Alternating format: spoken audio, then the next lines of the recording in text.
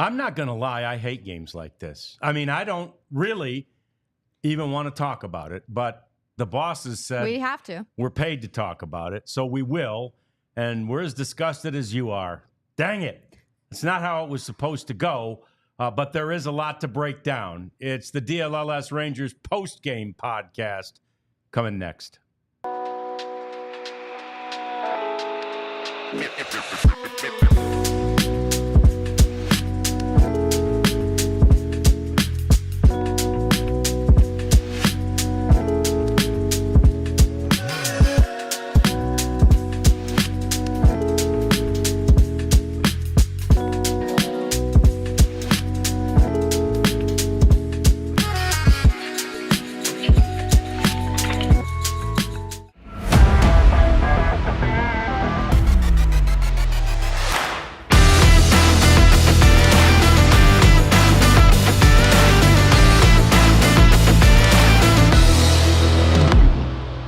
Okay, thank goodness they play these games every day in baseball because we won't have long to dwell on this one, but we will for the next hour or so. It's the Rangers post-game show on DLLS. John Radigan, Abby Jones here. Jeff Wilson will be joining us from Globe Life Field in a few minutes, and he'll have taken the pulse of this Rangers team. And some of you may be wondering, did they have a pulse? They actually did. They were trying. They gave good effort. They just ran into a guy today who had it going. More on Gausman in just a minute, but we do want to start with what we showed you there at the very beginning, the Rocky outing. And that may be overstating it, but it's a cool play on words. So, sometimes you sacrifice truth. You got to do what you got to do. Sometimes you have to sacrifice the truth for a good play on words, but it wasn't like you don't feel as good about Kamar's second outing in the major leagues as you did his first. There are the numbers, Abs. So this is what we talked about upstairs, and we want to reiterate. Kumar Rocker is facing professional hitters. Right. He obviously had his stuff together and was lights out in his debut, but that's because nobody had ever seen him or his stuff at this level before. Kumar Rocker had the advantage. These guys are professional hitters. They were able to take a look at what he did. His slider was exposed. I mean, he calls it a curveball now, but it was exposed, and they had a strategy and a plan against that pitch, and it worked so well today. The numbers are going to speak for themselves, not only in the box score. He only had 7 swings and misses today for a 29% whiff rate.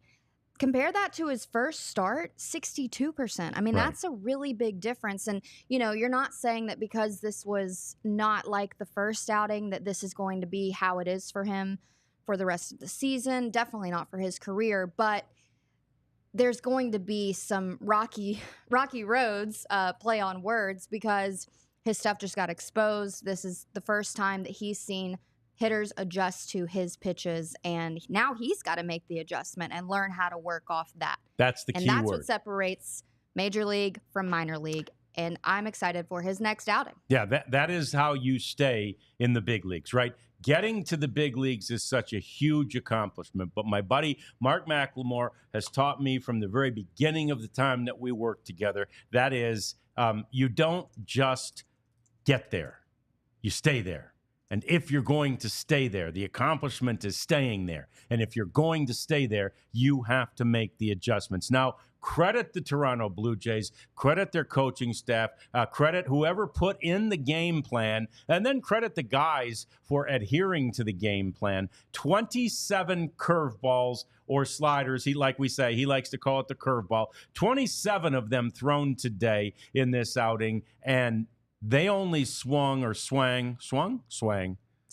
a swing at 7 of the 27. They knew that ball, that pitch, it's so great. Its drop is so significant. They knew that it usually ends up out of the strike zone. So if they don't swing at it, it will be called a ball. That's the beauty of that pitch. For most of the way to the plate, it looks like it's going to be a strike. So you swing at it, and bam, the bottom drops out because of the vertical drop that he has. 42 inches of vertical drop on that slider, right? So that's the key to this game is the fact that the Blue Jays, or at least to his outing, maybe not the whole game, but the fact that the Blue Jays hitters had that plate discipline to realize, okay, this is what he's going to do, and as tempting as it is to swing at this, I can't, right? Yeah. And they did a really good job. That is the adjustment that they made today.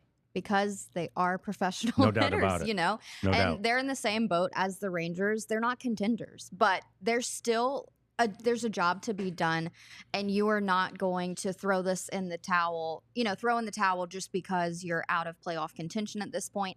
I do think there is a positive that we can take away from Kamar's outing today. He threw just as many fastballs as he did sliders, and that I think is an improvement because he is adjusting slightly, not as much as we want to see, but he does know that he has to throw more than one pitch. He was able to balance those out a little bit today. He had 5 strikeouts total, 1 on a fastball, 1 on a sinker, 3 on his slider. So, you take the wins with the losses. I think this is a really good reality check for Kumar Rocker. He's going to be hard on himself. I'm sure we're going to hear from Jeff about something that he might have shared after the podium. But, it also could have been a lot worse. I mean, we talked about how many sticky situations he got out of. He was in a bases loaded situation. Up until the 5th, the Blue Jays were 0 for 7 with runners in scoring position. Right. So, I'm going to shed positive light where I can. Sure, and that's nice. And Coop makes a great point. It was fastball command too, right? I mean, if they're not going to swing at your slider, you've got to command the fastball. And he didn't have the fastball command that he did previously in the last game, or that he had, in that quick trip through the minor leagues. And so a great point by Coop on that. And it would have been better. It would have been a better outing if he'd had that same fastball command. That's one of those things that comes and goes, and it's really difficult. Pitchers don't even know when they're out there in the bullpen getting ready. Sometimes you feel terrible out there and you take great stuff to the mound, or vice versa. And then to Abby's point about him getting out of jams, this might be my favorite stat. We don't have this on the pitching line, but I look at the bottom of my scorebook, and for his 3 innings, the lowest line on my scorebook is left on base.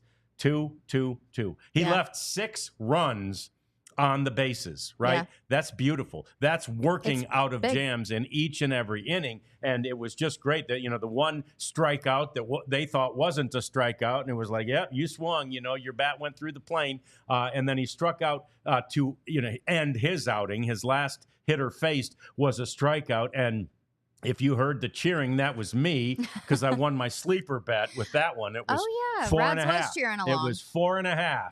And that was his 5th. So loved seeing him get 5 strikeouts, but most importantly, loved seeing him work out of those difficult situations. Those are learning moments and learning experiences. There's so much that he gathered and took from this game, even though I'm sure, and Jeff will corroborate, it doesn't feel as good as it did when he left the mound after that game in Seattle. Yeah, no doubt. And, it's going to be a little bit of this pattern. I think, I don't have personal experience being out on the mound as a professional hitter, but I would imagine in the early stages, sometimes it's 2 steps forward, 4 steps back, that little cat and mouse game. So like I said, I did see some positives today. There was also things that he knows he needs to make an adjustment on. So it's really just about how quickly he bounces back. But speaking of bouncing back, you hope that Kevin Gossman is going to be all right. He was removed today with lower back tightness, and he was throwing a no-no. Yeah. He had allowed a walk, but at that point he was a walk away from a perfect game through 5. And amazingly, at the time, of course, we've since gotten the update about those lower back problems. But at the time, we had no idea. And we're like, wow, where'd he go? The stuff that he had and the way he was baffling Rangers hitters, that thing might have continued. So, for the Rangers, a good thing that he wasn't, his back was tightened up on him or whatever it was. Now, again, not so good. They only managed 2 more hits off of that relief corps today, but they got him. Yeah. And, Kevin's stuff was spot on. Jeff stressed how difficult the Rangers, it's a difficult problem for the Rangers to work with a fastball, and that's where he was dialed in today. 26 of his 58 pitches were from the fastball. Interesting enough, though, all of his strikeouts came on a split. So he had 6 total, and they all came on the splitter there. But, 7 swings and misses.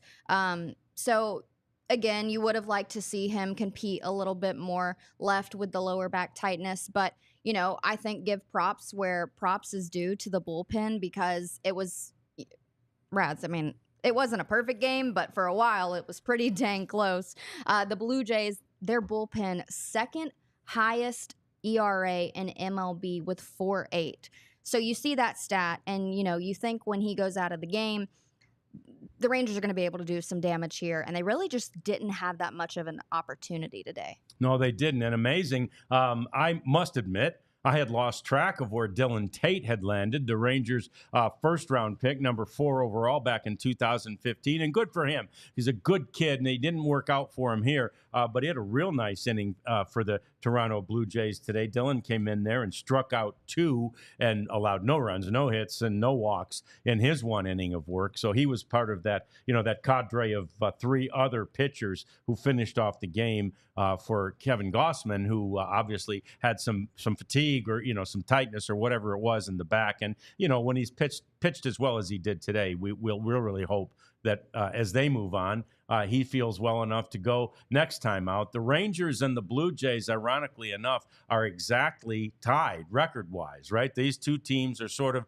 in the exact same position right now, both, though, hoping for better health next year, and both hoping that they can sort of, especially the Rangers, live up to the expectations that they all have for themselves. Now, last night we talked about how Cody Bradford did such a great job on Vladimir Guerrero, emphasized today by the fact that Vladdy went cray-cray. It was just unbelievable. This is what you can see from Vladimir Guerrero on any given day. Yeah, he went yard twice, and one was on the second deck. Yeah. 441 feet on the second home run, exit velo of 110 off the bat.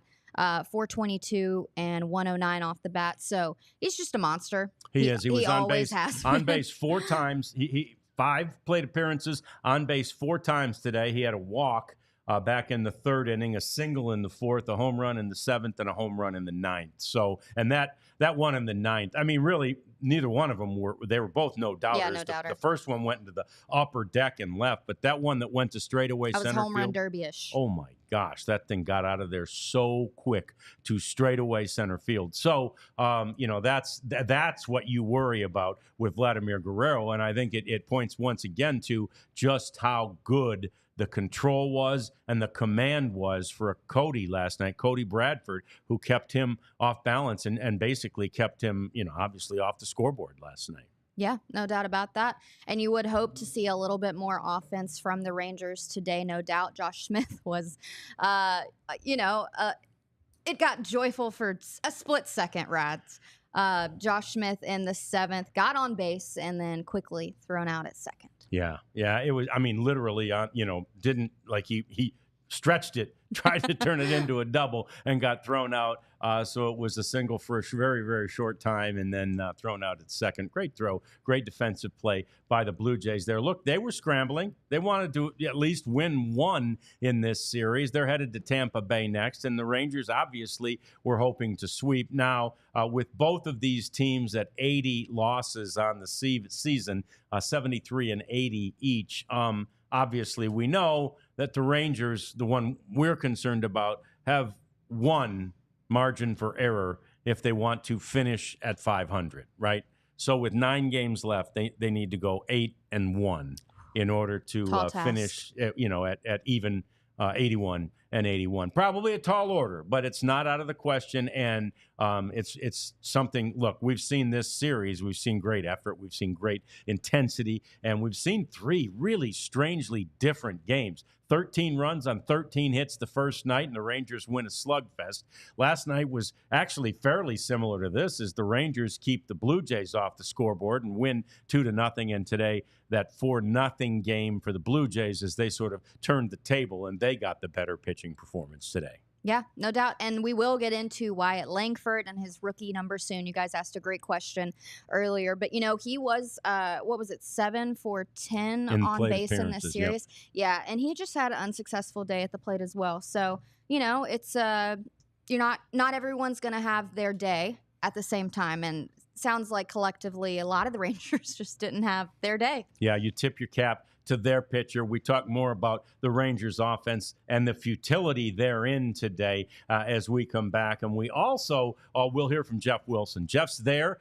He is chatting with the principals in this one. He's chatting with Bruce Bochy. He's no doubt looking to chat with Kumar Rocker and perhaps others, although it's not like he needs to go find an offensive hero for the Rangers today. So we'll hear from Jeff in just a few minutes. We will get to that Rookie of the Year handicapping because it's become a much tighter race than you might think. We'll talk about that later. But first, we want to tell you about our new sponsor, Rhoback. Rhoback is fantastic active wear. This is stuff you can wear for golf. This is stuff you can wear for any outdoor activity. And so for golf, one of my favorite things, the polo shirts are like the best wicking shirts out there. Wicking is when, that Breathable. shirt, that stuff inside there pulls the sweat away from your body so your shirt won't, cling to your body, and none of us, especially at this age, like that cling thing at all. So anyway, these shirts are fantastic. They're comfortable. They're so easy to move in. And when things aren't sticking to you, it's much easier to move anyway. So, and then they have tons of other stuff too. With the cooler weather coming, they've got some great hoodies that you want to avail yourself to. It's, again, the best technology, the best wicking technology, because, you will sweat in a hoodie. That's why you wear it. You wear it so you're not cold. You start sweating, you want that sweat to be off your body and into the fabric so that the next time you wash that thing, that sweat's all washed away. So I encourage you. These are the best products at the best price. They have wonderful colors. They have wonderful patterns. They have a game day selection. Wonderful designs, and they have a game day selection too. Yeah, so you can go in there and find your favorite team, your favorite sport, your favorite game, and check it out. It's Rhoback, and we want you to go there, and we want to use the code DLLS30 for 20, I should say, DLLS20 for 20% off your first order. 20% is pretty significant. Buy more, save more. Thank you. Do you tell your wife that shopping strategy? No. She doesn't need to know that. She's got that one figured out. Yeah. You ever heard of girl math? Yes. Okay. Yeah, I've heard it. Like, she's like, I didn't spend $50 today. I saved 20. Yeah, right. I'm like, well, you do the math? Yeah. Well, another way to girl math is with the floors. I have yet to do the home purchasing stuff, but I will one day. And I know my first stop is going to be with Empire Today. They have been around as long as I've been alive. I do remember the jingle. I think one day we should get Jeff to sing it. We'll get him Since to sing he's it. not here, Yeah. we can put him on that. He Right. can't argue. But Empire Today, it is a one-stop shop for flooring. They only do flooring. So you're not getting like a Shohei Ohtani hitting and pitching. Yeah. You're just getting a solo with Empire Today. So they are the best in the business when it comes to floors. I imagine there's a couple companies that try to say that they're the lowest price or the best quality or things like that, but it's just not true. Empire Today is just across the board. They've proved time and time again to be the number one resource and go-to for your flooring needs. And you know what Miss Kathy would love about Empire Today? Tell me. If she's having a slow Sunday, Saturday morning, wants to just relax, drink her coffee, put her feet up. Yeah. You guys need new floors. She can just take out her phone and do like a virtual tour. Yeah. And it can, figure out what kind of flooring would look best in your home. Oh, that's fantastic. Yeah, these smartphones just make it so easy. So it's easy. It's affordable. Speaking of affordable, we have a $350 coupon for you. If you use the code DLLS, all you have to do is go to empiretoday.com/DLLS, and you can schedule a free in-home estimation. So that's a lot of perks right there. Yeah, it really Coupon, is. free in-home estimate. I mean, yep. Go ahead. Save you check it some out. money, get a free estimate. It's all fantastic, and it's all Empire Today. And we're going to be, I think, not that distant future in the market. So we're going to be looking at Empire Today ourselves. So there's Jeff Wilson joining us now Jeff. from Globe Life Field. Jeff, at the start, I just said, I don't want to talk about this one. This is one of those games you don't like to talk about, but then the bosses came in and said, we have to. That's what they're paying us to do. Now that you're here, I'm actually much more interested. I want to hear, how does Boch feel? Did you talk to Rocker? Give us a bit of a lowdown here. Yeah, John, I'll take it from here. You can take the rest of the day off. Thanks. I appreciate that. I'm out of here, everybody. We did talk to both of them. The Rangers were, they could tell that Rocker's stuff, as Bruce Bochy says, was a little light, meaning the velocity was off. The sharp slider wasn't as sharp. We then talked to Kamar, and he said that he was trying to slow himself down, that he was that's why there was a decline in the velocity. He was trying to get in the strike zone, get his command down, and it never happened. So in the first inning there, or maybe it was the second, when Mike Maddox went out to visit him, Mike Maddox said, "Hey, pick it up a little bit here," and he did. Kamar did. Those next two pitches seemed to have some more purpose to him, but then he couldn't get out of that mode. So he said it was a mistake. He said he's not hurt. Everything's fine. I think it was a good learning day for him.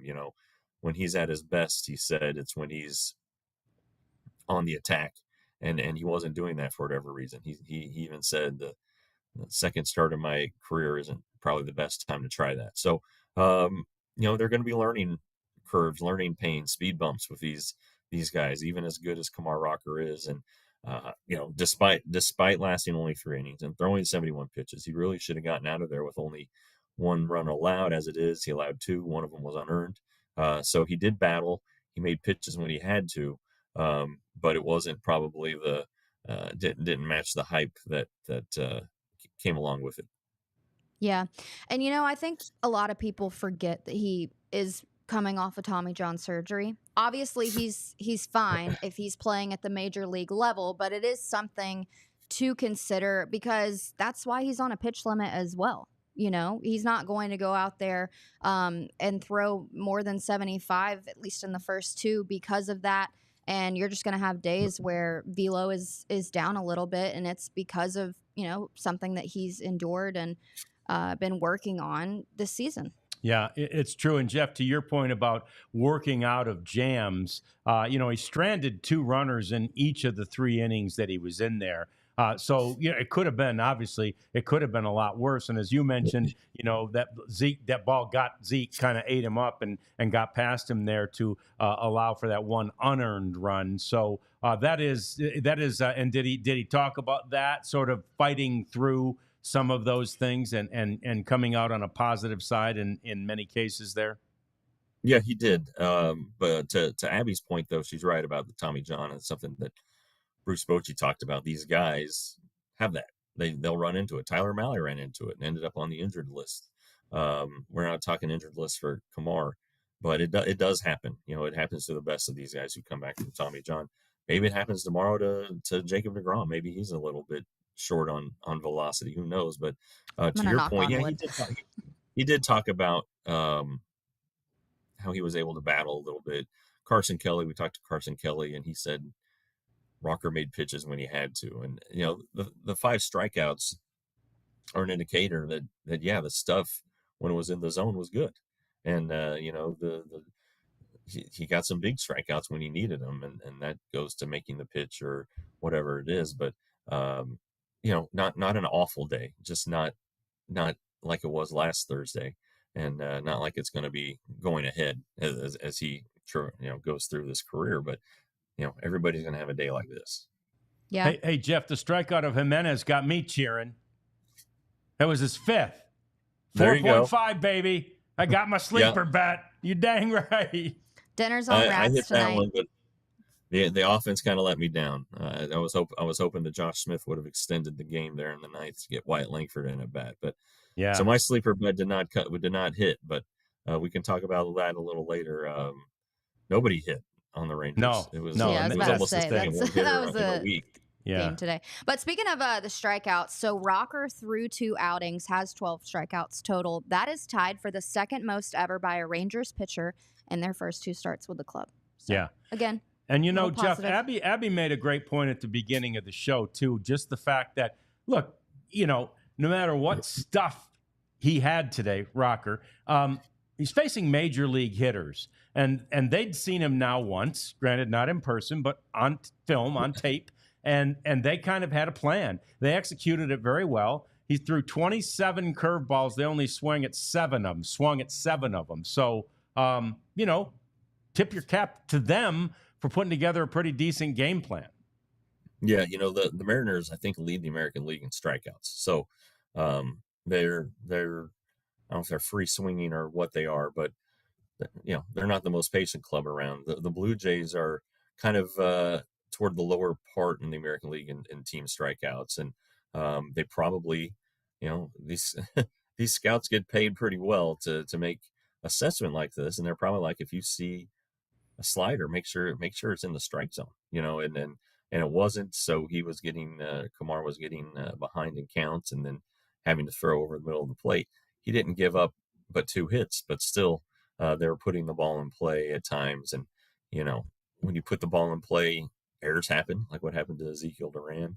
And the Rangers capitalized on that Tuesday night by putting the ball in play and forcing the Blue Jays into a couple errors. So gotta have command, gotta be in the strike zone. And Kumar seems to realize that. It seemed like that was his objective today, even though he sacrificed a little velocity to get there. So I think next week, before his next start, which is going to be Thursday at Oakland, if everything stays on track, it's going to be the biggest crowd he's ever pitched in front of. That's right. So there'll be some juices flowing for that one too. So it'll be a good test for him to again calm the nerves and just see, let it eat, so to speak. Let it eat and see what happens.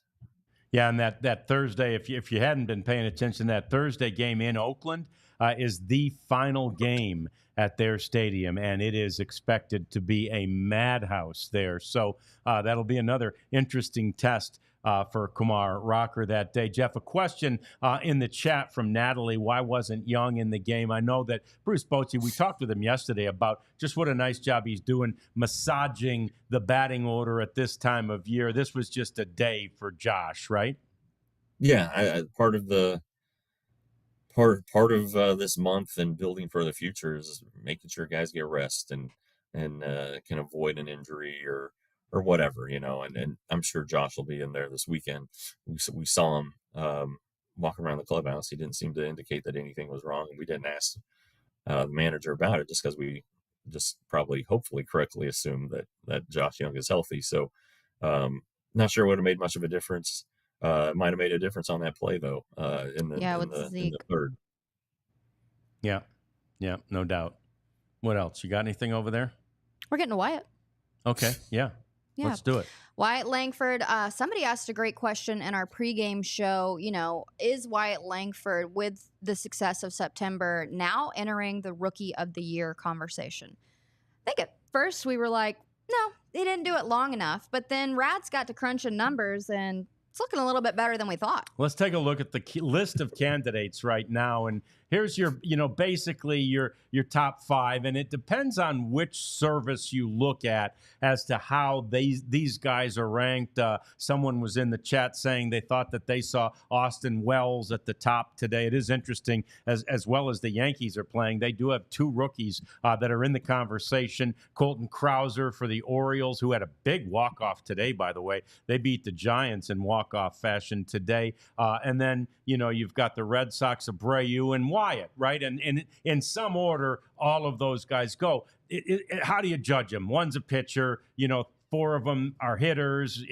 How do you judge them? Well, you go to WAR. I mean, WAR can be one. Now, WAR is also a subjective stat in some ways because different services figure the WAR, wins above replacement, in different ways. But if you're just looking at the WAR figures for each of these, Wyatt Langford has the best WAR among the position players. Now, Luis Gil has a 3.6 WAR. So that's the highest of everybody. But among the position players, it is Wyatt Langford at 3.1. And then the other guys are all 2.9 or lower. So, Wyatt's numbers, he's got 117 hits. He's hitting 254. He's got the 12 home runs now, and he's come on strong of late. Obviously, Austin Wells is a catcher. You're not going to expect quite as much offense out of him, but 80 hits, and he's got a 244 average. And then you've got 113 hits for Krauser with 20 bombs and a 244 too. So, these are some of the guys, and it depends who you look at. But I believe, Jeff, that Wyatt Langford has at least gotten onto the podium with this strong stretch, and especially if he continues or improves upon it. To answer the question, WAR, what is it good for? Apparently, it's good for Wyatt Langford in the Hall of Fame ballot, or not the Hall of Fame balloting, the Rookie of the Year balloting, the Hall of Fame, God dang it, Rookie of the Year. We're getting really ahead of ourselves. Holy crap! You only put 3 guys. It's only top 3. MVP you list 10, Cy Young you list 5, manager and rookie you do 3. So he's got to get into the top 3. And you're right, WAR is a big determining factor in all of this. Voters, as plugged in as they are, they don't see these guys, or they don't realize that they're rookies when they do see them. So Wyatt's going to do okay. I think that list should have Mason Miller on it from the A's closer. I think he has a chance to potentially make some noise. Lawrence Butler has a chance with the A's also. So it's kind of there isn't a clear cut winner. And Tanner Bybee last year, Gunnar Henderson clearly was the guy. But I don't know that I think it is wide open. So that's going to help Wyatt. And no matter who's doing the WAR, whether it's Baseball Reference or Fangraphs, it's going to benefit Wyatt. His base running really helps him out in that regard. And so we'll see. I do think Krauser's got a good shot, just because he's playing for a winning club and has the 20 homers. 20 is a good number. 20 is a good number. So, and it's a hyped farm system in Baltimore. So we'll see. But yeah, a good finish is putting Wyatt in a good position. Yeah, and if you look at his workload too, we talked about that pretty in depth earlier this week, but Wyatt Langford, over 3 years in college and minor leagues, played 178 total games. This year alone, he's played 145 games. So for him to make these adjustments going through a major league season, for the first time, I know he had a little bit of that injury, missed a few games. Jeff, is hamstring, correct? Yeah, left hamstring. Hamstring. The workload, the balance, we've talked about that too, but it's also just going to take him some time to get these things to click.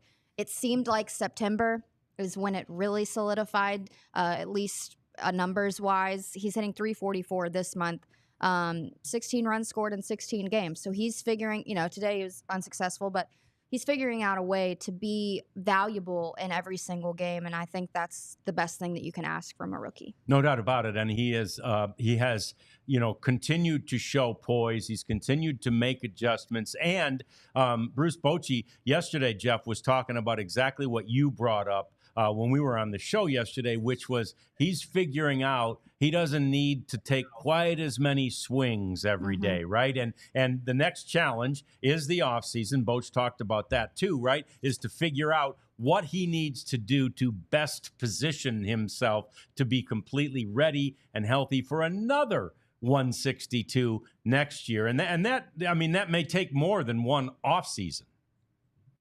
Well, and this is his first offseason after a full season. So it's going to be a different offseason for him compared to last year when basically he played until the end of September with the AAA team, but it still was only 168 at bats. And then he was here as the stay and part of the stay ready group, as the Rangers were calling it, a group of young players who they were keeping active at Globe Life Field during the postseason in case one of them was needed. So it'll be different this year in that he's going to be sore. I mean, he has things that need rest, and he's going to take some time. You need to take some time, but then they'll have a plan for him, and they'll monitor him. They'll check in on him. They'll make sure that he's doing the right things. But I don't think they have to worry about work ethic. He's a hard worker. They might have to worry about slowing him down, like we've been talking about here. So I think though that that he's going to learn how to get ready for a season. It seems like he's done a pretty good job of it this last offseason, but I'm sure there's some things that the Rangers are going to want him to tweak. Yeah. Yeah. And, yep. We talked to Boch yesterday, and we said, you've seen a lot of great rookies. Is there anybody that you could kind of compare him to? And you mentioned he was poised. Yeah. Well, guess who he said? Posey. Yeah. Mr. Posey. Yeah. So a little play on words there. But no, Wyatt Langford, he has a very bright future. And you know what I think he needs, Rads? Tell me. Some Shady Rays sunglasses. There is no doubt about that. We all do. We're in this beautiful building, this old building, right at the south side of Victory Plaza, which is a great place to be. Not today, maybe, but especially after a victory. This is a great place to be anytime it is. We've got these big windows. One of the reasons it's so bright in here, I swear to you, there are days when that sun's setting right over there that we could wear our Shady Rays glasses right in here. They would help, and I might. Well, yeah. I might. I may haul off and wear them as we get to the time of the year when the sun starts to set a little more quickly, right? I thought you were going to say it was so bright because I was sitting next to you. That's true. Well, that's always the case. You glow, right? You reflect the sun, but I'll say Jokes. this: the Shady Rays is the answer here, right? These are beautiful sunglasses. First of all, they're so cool. You see down there on the bottom of the screen just one of the many, many designs they have. But what you can't see on that design is the fact that they're dang near indestructible. They're fantastic sunglasses. They're polarized. They are, so easy to care for. You can get prescription sunglasses as well. And I'm so excited to have you have the opportunity to get them. And they don't break the bank. This is the beautiful thing about Shady Rays. They're beautiful sunglasses that will look every bit as hip and cool and stylish and be every bit as safe for you as any of the others out there, and I promise you it won't break the bank. So go to Shady Rays and get your 35% off the polarized sunglasses. Use the code DLLS and make sure we get credit for it. We will appreciate that, and you will appreciate Shady Rays. 35 is a fun little discount. Normally you just see 20. Yeah, it's big. So, yeah. Love that. Yeah. Well, fellas, big weekend ahead.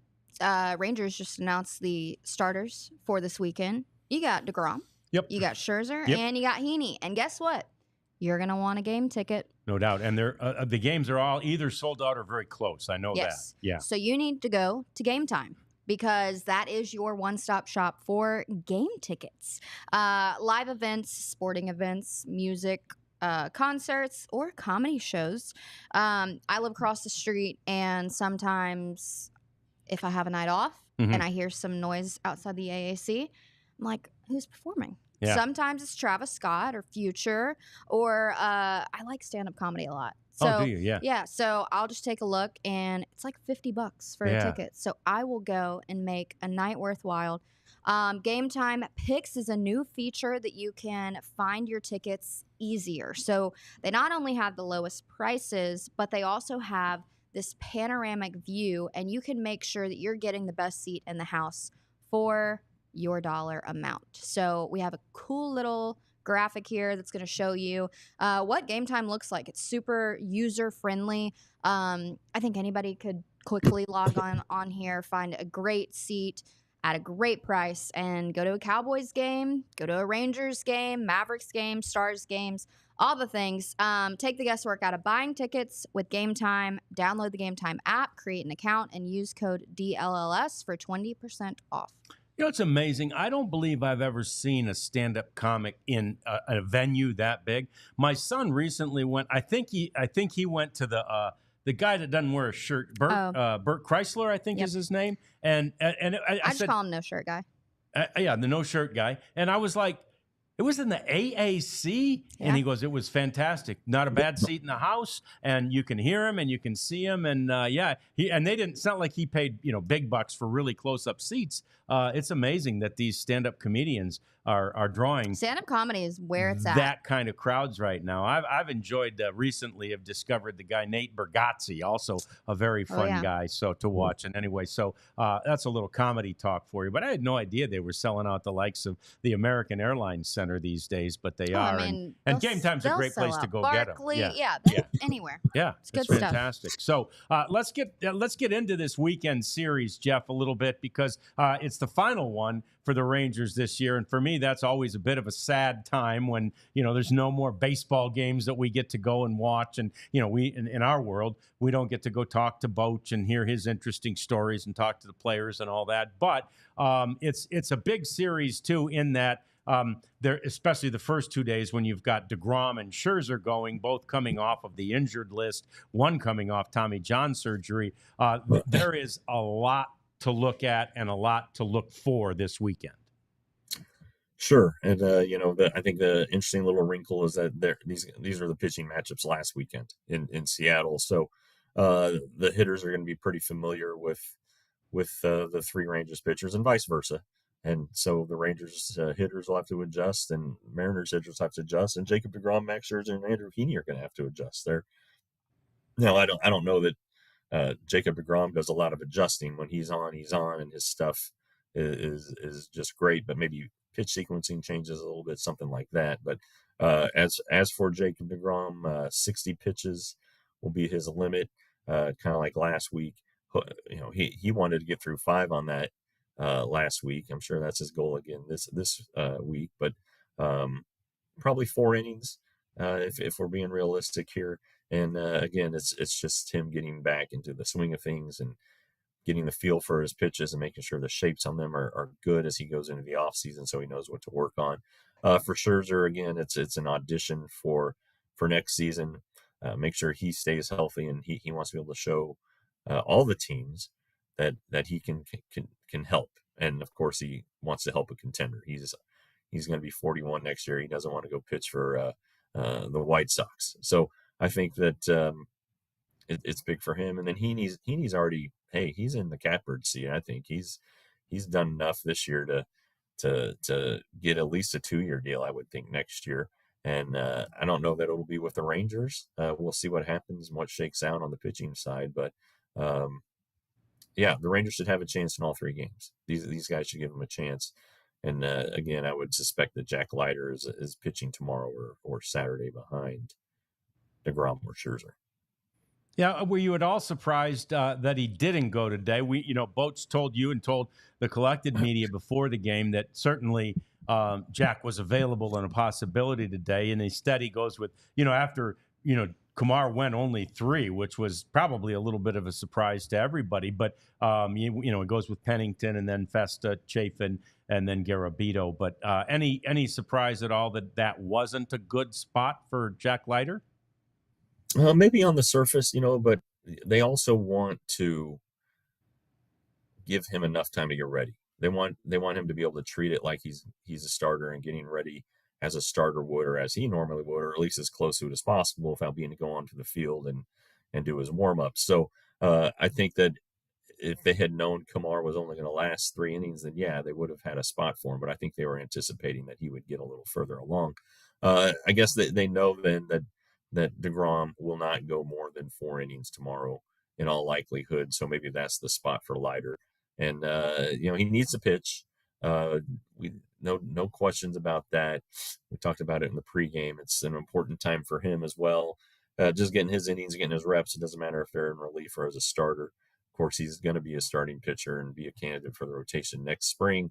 I want to see him get out there and see what it looks like, and watch him continue to get better. He has every time he's started since he came back. He was better against the Yankees than he was the White Sox, and better the next time out than he was against the Yankees. And so progress, this is development time. The Rangers are out of it. I think the loss eliminated them today. I believe they're officially out of contention for the West. So just go ahead and again, not mail it in, but really focus on development for 2025.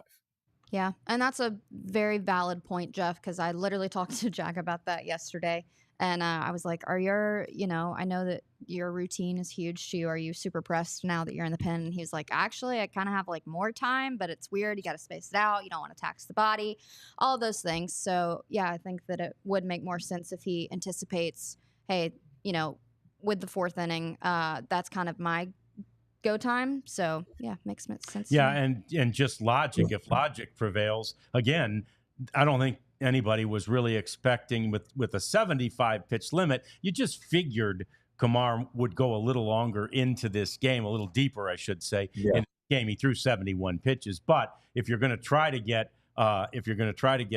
give Jack that time, you just may not have started him early enough in this case. So, it makes perfect sense. And, and that's a situation where you will, if you go to the games this weekend, you'll see Jack Leiter. Whether it's tomorrow or whether it's on Saturday, you'll have an opportunity to see him, one of the great young pitchers in the Rangers organization, as well as two of the guys who are just a little bit longer in the tooth, but are also really fun to watch, and that's Jacob deGrom and Max Scherzer. All right, we've got more to talk about. We're going to get into some of the races and a big accomplishment, a huge accomplishment that was achieved in Major League Baseball today. By the unicorn. First, Abs, I think you're going to tell us about becoming a diehard, yeah?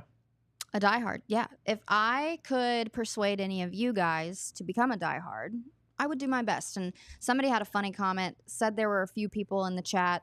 I think it was like 5 when we first started, and somebody was like, "Why aren't there 5 likes?" Like, thank you. Like you should chime in. So I love whoever said that. Maybe Elijah can find the comment, but that's really the name of the game here. We want to connect with you guys. We want to talk to you. I mean, we did a whole segment on a question that somebody asked in the pregame show. So, this is a unique thing for us because we can. There you go, Edward. We can partner with you. We can have conversation. We can chime in.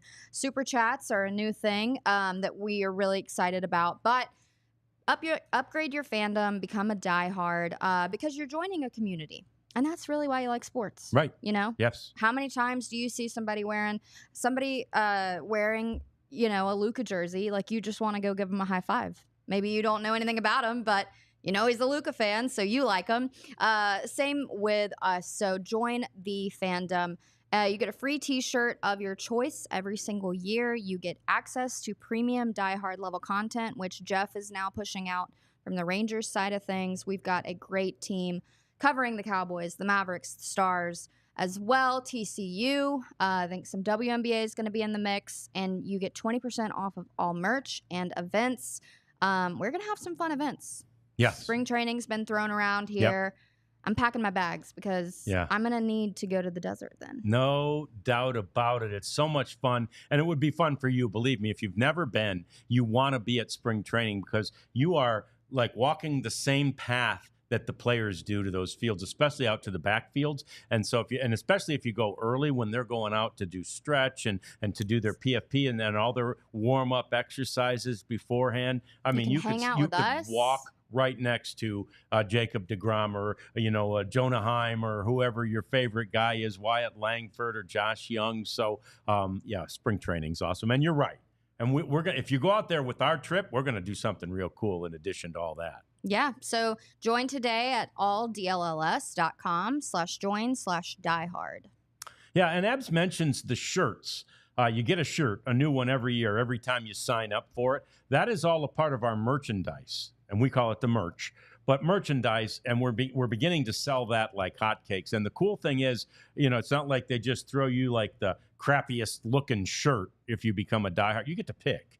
And the more, Abby's noticed this with the other regions that have this. So we're in Denver, Phoenix, Chicago, Philly, and now Dallas. And in the other places where they've been a little bit more established, more choices, you get more swag, more cool shirts, more swag. So keep buying our merchandise, and we'll see a lot more options and a lot more cool. I think what you find is like she sees the one in Chicago with the deep dish pizza, right on the hoodie. I think it was you said, yeah. Well, they'll have barbecue here. They'll have all kinds of stuff here. So it's store.allcitynetwork.com. That's where you go to buy the merch. The shirts begin shipping as soon as Monday. I think I've got a couple coming my way as of Monday. Jeff's got 4 on basically as a whole store in the shopping cart already. So join us wearing the merch, and then again, we're all part of that same community, same thing, and we'll have family. We'll have that knowing nod when we see each other. We look forward to that knowing nod with you, as long as you're wearing our DLLS merch. Thanks very much for that. There's Jeff. We wanted to talk about Shohei. He got to 50 steals today, Jeff. I don't think there's any doubt, right, that he's going to get to 50-50. I mean, there's enough season left. He's going to hit a couple of bombs yet. You'd think. And it'd be a pretty cool accomplishment if you're a baseball fan and a numbers guy. And, baseball is built on its numbers. So it'd be the first time something like that's happened. And just another remarkable accomplishment for him. And then, as we talked about here the other day, hey, just be an offensive player, don't worry about pitching anymore. If you can do 50-50, shoot, just go out there and do that. And, cause he does, when you're a pitcher, a starting pitcher, you've got to throw your bullpens and do your pitching stuff too in between starts. And so he works harder than anybody else. So if he has the motor to do it, okay, good for him. But, if he sees, holy crap, I'm a 50-50 guy and because I don't pitch anymore, well, hey, maybe he starts to like that. Now, I'm sure the Dodgers didn't sign him for $700 million or whatever it was to just be a DH. So I'm sure they want to see him pitch at least a season or two. But boy, how appealing is it to have a guy that can hit 50-50 and don't have to worry about him getting hurt. Maybe a hamstring or something, but nothing with the arm. So pretty cool though to do that. Is our buddy Sam still in the Japanese media contingent, and is he out there following Shohei like he did you? He's still there. He's on the Ohtani beat. So yeah, he went from Darvish to Ohtani, and loves seeing Sam in spring training, and whenever the Rangers face the Dodgers, he's probably one of my favorite guys. Just loves Sam, and he talk about a guy who loves barbecue. Sam Onoda loves barbecue. Yeah, and we'll have to check with him and see. I wonder if, and it's a hypothetical, like until somebody asks him, and maybe Sam would. I wonder if, like, what Shohei is accomplishing or about to accomplish this year would be enough to dissuade him. And like, to your point, they gave him so much money, maybe there's no way to dissuade the Dodgers from having him do both. But I wonder if a 50-50 season, you have to think that's not possible if he's pitching. And would that sort of a significant accomplishment dissuade a guy from continuing to do both? I don't know. He's very aware of who he is and what he's accomplishing, and so as Misty's saying here on the chat, she thinks he'd rather go 30-30 and pitch than go 50-50. Maybe she might be onto something there. When he's a two-way player, if he's doing well on the mound and at the plate, he's a shoo-in for MVP just based on WAR and the fact that nobody else is doing what he's doing. So she might be right there, but he's to do what he's doing is just pretty special. And again, it's because part of it is because he hasn't had to worry about pitching and do the stuff between starts, the extra stuff that nobody else has to do. But I don't know. Yeah, Sam might have some insight to that, but I think Sam would agree that Shohei Ohtani likes being Shohei Ohtani, and if the best version of that is pitching, I want to be Shohei Ohtani. I do too. $700 million, yeah. But the interesting thing about it is that he's yet to play and make a postseason appearance, and actually he has the most regular season games played among active players, because obviously there's Trout, without a postseason appearance, and it's 865 games. I mean, it's insane. Like, you want to see this kind of guy at the highest level, under the brightest lights, biggest stage. So I am very excited to watch Mr. Ohtani. Yeah, and obviously that is going to change this year. And Jeff, I remember, as you do, when Michael Young, was finally able to make the postseason, and similar numbers, and it was just such a great relief for him, and really for those of us who covered him and liked him so much. It was great for us too, to know that Michael Young was in that back in 2010 was finally going to be able to go to the postseason. Yeah, the guys who are respected in the game like Michael Young was, the guys who do amazing things like Ohtani does, and so did Michael Young. He won a batting title and was a 7-time All-Star. These are guys who get awards that from their peers because of how much they're respected. And so, I remember Torrey Hunter saying how happy he was for Michael Young, and at the time the Angels and the Rangers were pretty bitter rivals, but a respected guy like Torrey Hunter, who had been in the postseason, recognized that it was a big achievement for Michael. So you want to, I mean, it's the biggest stage. You want to see baseball's best players on the biggest stage. Mike Trout's only been in the postseason once, and I think he went like 0 for 12. It was a 3-game sweep to the Royals, I think, in 2014, and he hasn't been back. And it's a shame. And of course, all the injuries and whatnot have been a shame too. But you want to see these guys who are the best playing on the biggest stage, see how they handle it, and that will be something like Shohei Ohtani. I mean, the Dodgers are in a pretty good spot to make the postseason, so it'll be fun to see how he handles that. And really, he's going to be facing the best pitchers at that time. I'm sure he's going to be heavily scouted. It'll be interesting to see how he fares. I mean, these are the best guys going against the best lineups. If it's in a cold weather city, that could be a factor that could limit Ohtani, but at least want to see it, and I think ultimately he chose the Dodgers in part because he thought they could take him to the postseason for the first time. Yeah. And a few storylines for Thursday as we get into postseason, because when the Rangers are off, we're a baseball podcast. We're going to be talking about the postseason, and we're very excited to do that. But the Brewers clinched last night, and it was actually pretty funny. Jackson Churro's not 21, so they had their own little designated celebration cart for him of non-alcoholic beverages, which is great. And then actually the Guardians just clinched the AL Central. So they had a win over the Twins. And then the Phillies, they can clinch a playoff berth with a win over the Mets tonight.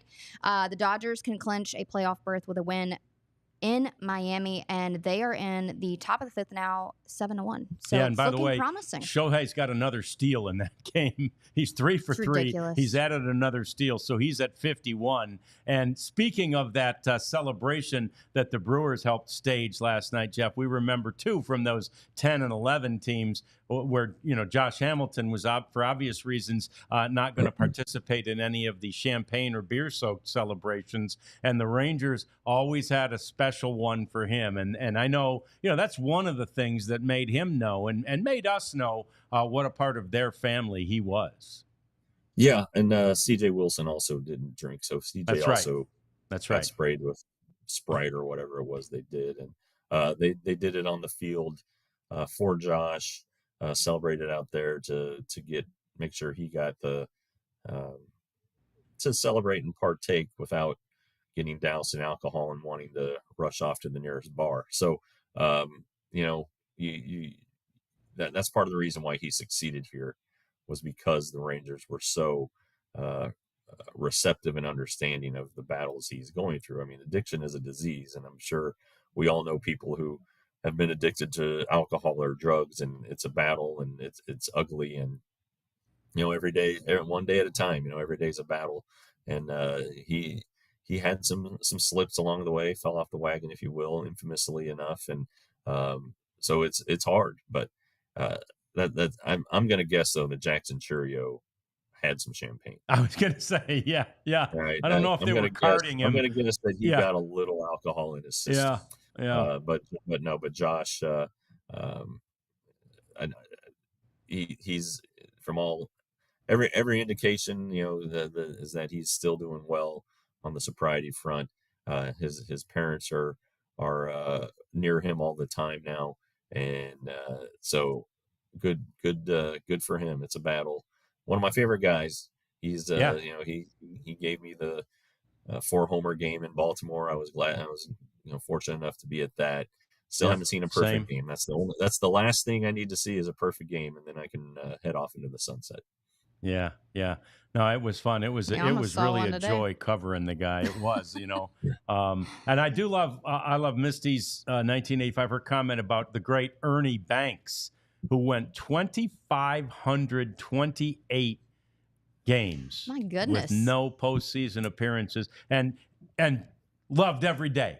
Yeah, Ernie was the Let's Play 2 guy. Ernie Banks loved every single day, despite the fact that that he didn't have the opportunity to play in the postseason. So, obviously, we hope for a guy like Mike Trout that he will get another opportunity after just that one and then this huge drought. And now we know that Shohei Ohtani will get one very soon. Yep. And probably 30 minutes or so. I don't know. We'll see. Yeah. Yeah. So, all right, that's going to do it for us today. We appreciate you chatting along. You've kept us going. You've kept us interested. I didn't want to talk about it. Now I don't want to stop. Yeah, we had fun. Now I don't want to stop. Jeff, fun, you want to Rats. just let's continue this in the car rides home. Fellas, we can do it tomorrow. Oh, all right, we'll do it tomorrow. Extra innings. Let's do extra innings.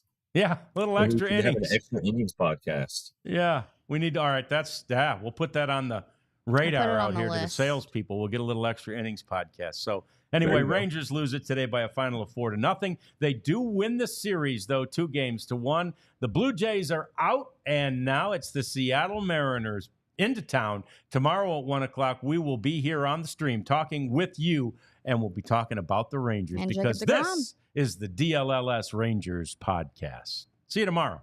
We all silly like the mayor.